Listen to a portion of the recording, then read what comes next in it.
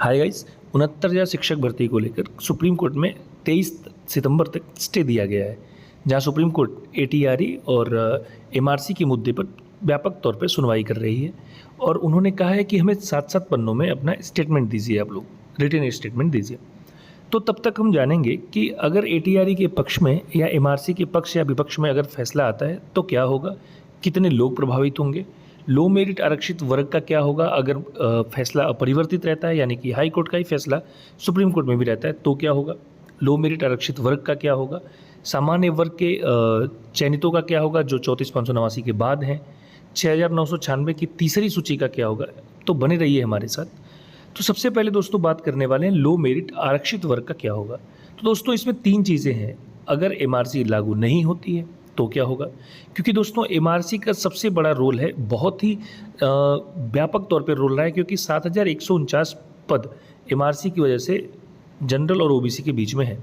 वहीं एटीआरई पात्रता परीक्षा हो तो क्या होगा, हाई कोर्ट का निर्णय था तो क्या होगा अगर वही निर्णय रहता है तो एमआरसी से प्रभाव को दोस्तों देखते हैं।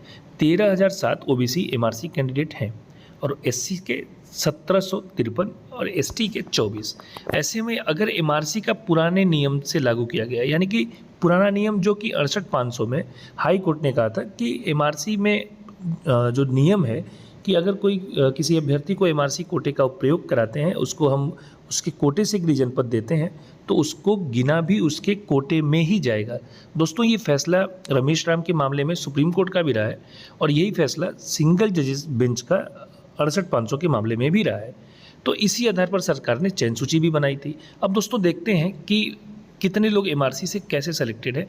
तो 12,646 general candidate, 13,007 OBC MRC candidate और 1753 जो कि हमने डेटा बनाया वो उसकी पूरी की पूरी सूची है यहाँ पर, जो मैंने संलग्न कर दी है ताकि आप चीज़ों को समझ पाएँ, उसको अच्छे से देख पाएँ। तो ऐसी स्थिति में दोस्तों लिस्ट ज़्यादा परिवर्तित नहीं होने वाली अगर एमआरसी को ऐसे लागू किया जाए जैसा कि हाई कोर्ट की 68,500 की बेंच ने कहा था, क्योंकि सरकार ने उसी तरीके से लागू करते हुए 67,867 की लिस्ट बनाई है। यानी यहाँ घोटाले की कोई बात नहीं है कि इतने पदों का घोटाला नहीं हुआ दोस्तों। 68,500 के केस के आधार पर उन्होंने लिस्ट बनाई थी सरकार ने। अगर डबल बेंच के आधार पर बनाई गई तो बहुत बड़ा परिवर्तन देखने को मिलेगा। ऐसे में ओबीसी के 3,000 अभ्यर्थी और चयन पाएंगे। कौन से 3,000? जो इन चारों लिस्ट में नहीं है। चारों लिस्ट वाले यानी कि पहली, दूसरी, तीसरी और चौथी सूची वाले तो चयनित होंगे ही, 3,000 और चयनित होंगे, क्योंकि सामान्य के लगभग 7,000 मूल सूची से बाहर होंगे और 3,000 दूसरी लिस्ट से। तब यूआर की कट ऑफ 69.47 रहने वाली है। और ऐसे में अगर ओबीसी वर्ग को जो कट ऑफ रहेगी वो 64 से 65 रहेगी दोस्तों। कारण ये है क्योंकि जब इतने पद खाली होंगे तो 7,000 पद पहले ही खाली रहेंगे, 7,149, तो उसमें सबसे ज़्यादा उसको भरा जाएगा ओबीसी वर्ग से, क्योंकि उनके जो कैंडिडेट थे, जो एमआरसी कैंडिडेट थे 13,007 थे और उनको ज़्यादातर शामिल किया गया था उनके कोटे में। तो जाहिर सी बात है कि फ़ायदा भी उन्हीं को होगा। अब दोस्तों बात करते हैं अगर एटीआरई पात्रता परीक्षा हो तो मूल सूची से तो इस पर कोई प्रभाव नहीं पड़ेगा, क्योंकि मूल सूची बनी ही इस आधार पे है कि एटीआरई पात्रता परीक्षा है। पर अगर इसको रिक्रूटमेंट एग्जाम मान लें तो आरक्षित वर्ग को बड़ा नुकसान हो सकता है, क्योंकि 90 से 96 के बीच वाले सभी अपनी कैटेगरी में जाएंगे। जिसने उम्र छूट का लाभ लिया है वो भी अपनी कैटेगरी में जाएगा, कोटे की सीट पर वो लोग चले जाएंगे। ऐसे में कम से कम जितने शिक्षा मित्र हैं, अगर जिनका गुणा नंबर 97 से कम है, वो अपने कोटे में जाएंगे तो अपने कोटे की मेरिट को बढ़ा देंगे और इतना बढ़ाएंगे क्योंकि वो उनकी मेरिट बहुत ज़्यादा है, वो उससे ऊपर में आ जाएंगे। तो ऐसे में आपको बहुत व्यापक तौर पर नुकसान देखने को मिलेगा अगर एटीआरई रिक्रूटमेंट एग्ज़ाम साबित होता है सुप्रीम कोर्ट में तब। लेकिन इसके चांसेस बहुत कम है और इस स्थिति में ओबीसी की अगर जो कट ऑफ है वो 67 तक भी जा सकती है। हो सकता है कि ओबीसी और जनरल की कट ऑफ एकदम बराबर हो। वहीं एससी की कट ऑफ भी बढ़ सकती है, वो भी 62 तक जा सकती है।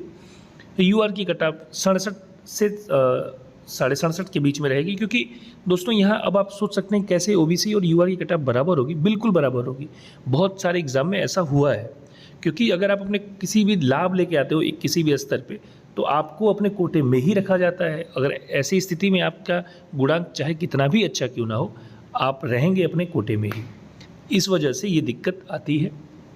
वही शिक्षा मित्र जो 97 से कम नंबर पाए, जैसा कि दोस्तों आपको पहले ही बताया गया, वो सबसे ज़्यादा प्रभावित करेंगे।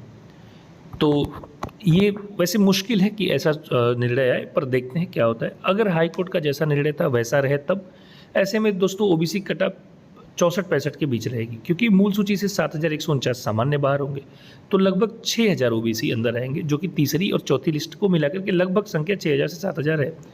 पुनः चूँकि जो मूल सूची थी 67,867 की, उसमें 6,996 पद खाली थे। इस बार भी 7 से 8,000 तो पद तो खाली होंगे ही, कम से कम होंगे, तो 3,000 ओबीसी तो अपने कोटे में चयनित होंगे और कुछ ओबीसी जो यूआर में भी क्वालिफाई होंगे, क्योंकि यूआर की कट ऑफ तो डाउन जाएगी। तो ऐसे में कम से कम 3 से 4,000 ओबीसी और चयनित होंगे, कुछ और एससी भी चयनित होंगे, तो कट ऑफ तो कम होगी। 65.5 दोस्तों आसपास कट ऑफ रही थी 6800 की सूची में, तो उससे एक गुणांक के कम होने की चांसेस, एक गुणांक कम होने की चांसेस ज़्यादा हैं। ऐसे में 64 से 65 के बीच में कट ऑफ रहेगी। वहीं एससी को भी मूल सूची में 1100 कम पद मिले थे, जो कि थर्ड और फोर्थ लिस्ट में आ जाएंगे, और ऐसी स्थिति में ये थर्ड और फोर्थ लिस्ट वाले तो 1100 पदों में ही आ जाएंगे और 1000 से 1500 पद और खाली बचेंगे, तो इनकी कट ऑफ भी कम होगी और 58 से 59 के बीच में रहेगी। वही यूआर की कट ऑफ 69 के आसपास जाने वाली है दोस्तों, क्योंकि 34,589 तक 69.47 गुणांक रहा है। अब सामान्य अभ्यर्थियों का क्या होगा दोस्तों? अगर एमआरसी और एटीआरई को रिक्रूटमेंट एग्जाम माना जाए तो सामान्य को बड़ा फायदा होगा। हालांकि ये मुश्किल है। ऐसे में लगभग 7,000 एमआरसी की वजह से और लगभग 7,000 पद एटीआरई की वजह से प्रभावित होंगे। पर एटीआरई पात्रता न होने पर, अगर एटीआरई को पात्रता परीक्षा न माना जाए, रिक्रूटमेंट एग्जाम माना जाए, तो एमआरसी चयनितों की संख्या कम हो जाएगी, क्योंकि वो भी ऐसी बात है कि जब शिक्षा मित्र हैं जो 96 नंबर पाए हैं पर गुणांक लेके वो एमआरसी में चयनित हैं, तो उनकी भी तो वो एमआरसी से बाहर निकल के अपने कोटे में ही चले जाएंगे। ऐसे में लगभग 9,000 से 10,000 सीटों पर अंतर देखने को मिलेगा। ऐसी स्थिति में 7100 की जो मूल सूची, जिन लोग बाहर होने वाले थे 7,149 मूल सूची से, वो सेफ हो जाएंगे, जो 34,589 से और 52,414 के बीच क्रमांक में है। वही थर्ड लिस्ट के 6800 में जितने भी यूआर हैं वो भी सेफ हो जाएंगे।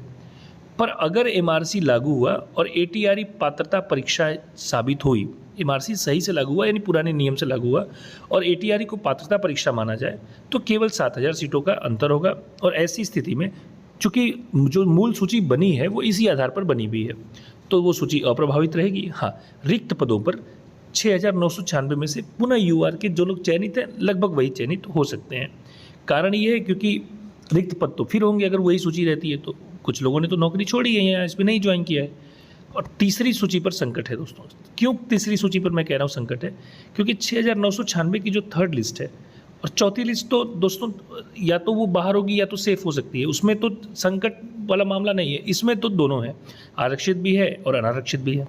ऐसे में अगर एटीआरई पात्रता परीक्षा न हो और एमआरसी जैसे लागू है, जैसे रमेश राम के मामले में सुप्रीम कोर्ट ने कहा है वैसे लागू हो, तब संकट उत्पन्न होगा। अगर ऐसा हुआ तो 90 से 97 कट ऑफ पर भी संकट उत्पन्न हो सकता है। क्यों उत्पन्न हो सकता है? क्योंकि उसको कट ऑफ को रखा ही गया था इस बिहाफ पे कि हम इसको पात्रता परीक्षा मान रहे हैं। अब आइए दोस्तों देखते हैं रमेश राम के मामले में जो सुप्रीम कोर्ट का निर्णय था, ये देख सकते हैं आप कि MRC candidate who avail the benefit of rule 16(2) and adjusted the reserve category should be counted as a part of reserve pool for the purpose of computing the aggregate reservations quotas.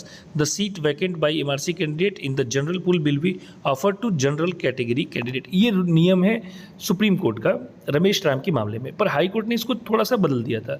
अगर वहीं तीसरी सूची के आरक्षित तभी safe होंगे, जो तीसरी सूची के आरक्षित तभी सेफ होंगे जब एमआरसी हाई कोर्ट के निर्णय में जैसा कहा गया है वैसा लागू हो। आरक्षित क्यों?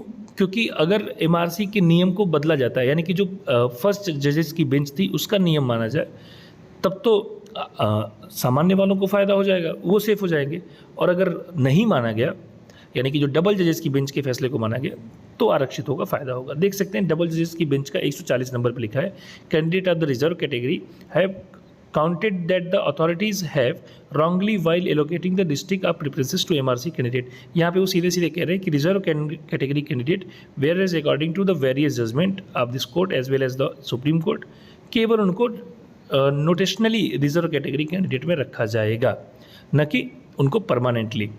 तो ये दोनों निर्णय कॉन्ट्राडिक्टरी था, जिसके कारण ये मामला सुप्रीम कोर्ट में है। वैसे सुप्रीम कोर्ट दोस्तों किसी का नुकसान नहीं करेगा, क्योंकि एपेक्स कोर्ट है, इसके बाद आप कहीं अपील नहीं कर सकते। तो उम्मीद है कि सभी चयनितों को कोर्ट सुरक्षित करे और जितने भी अचयनित हैं, जो पात्र हैं, उनको नियुक्ति दे। हाँ, कुछ लोग कह रहे हैं कि बीएड वाले बाहर होंगे, तो ऐसा कुछ नहीं है। विज्ञप्ति से पहले के सब सेफ रहेंगे। धन्यवाद दोस्तों।